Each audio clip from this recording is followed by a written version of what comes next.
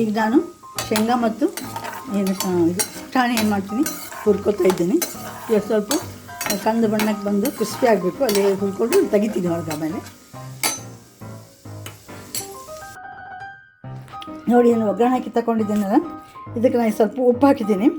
ಆಮೇಲೆ ಬೇಕಂದ್ರೆ ನೀವು ಸಕ್ಕರೆ ಹಾಕ್ಬೋದು, ನಾನು ಸಕ್ಕರೆ ಹಾಕ್ತಾಯಿಲ್ಲ ಇಲ್ಲಿ.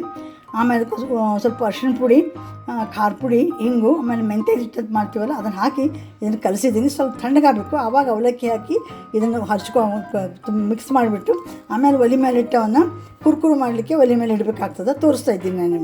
ನೋಡಿ ಈಗ ಒಗ್ಗರಣೆ ಹಾಕಿದ್ದು ಅದರಲ್ಲಿ ಮೆಂತ್ಯ ಹಿಟ್ಟು ಹಾಕಿದ್ದೆನಲ್ಲ ಅದರಲ್ಲಿ ಇವು ಅವಲಕ್ಕಿ ಹಾಕಿಬಿಟ್ಟು ಈಗ ಚೆನ್ನಾಗಿ ಏನು ಮಾಡಿದ್ದೀನಿ, ಮಿಕ್ಸ್ ಮಾಡಿದ್ದೀನಿ ನಾನು.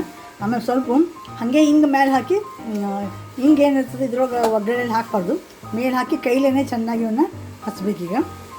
ನೋಡಿ ಕ್ರಿಸ್ಪಿಯಾಗಿದೆ ಇದು. ಇದಕ್ಕೆ ಹುರಿದಿದ್ದು ಶೇಂಗಾ ಹಾಕ್ತಾಯಿದ್ದೀನಿ, ಶೇಂಗಾ ಪುಟಾಣಿ.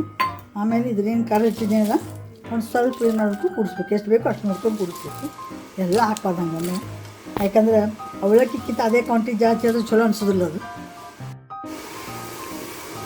ಕೊನೆಯದಾಗಿ ತೋರಿಸ್ತಾ ಇದ್ದೀನಿ ನೋಡಿ, ಚೂಡ ರೆಡಿ ಆಯಿತು. ಈ ರೀತಿ ತುಂಬ ಕ್ರಿಸ್ಪಿಯಾಗಿವೆ. ಇವಾಗ ನೀವು ಏರ್ಟೈಟ್ ಡಬ್ಬಿಯಲ್ಲಿ ಸ್ಟೋರ್ ಮಾಡಿಟ್ಕೊಂಡ್ಬಿಟ್ರೆ ವಾರಾನುಗಟ್ಟಲೆ ನೀವು ಇದನ್ನು ತಿನ್ಬೋದು.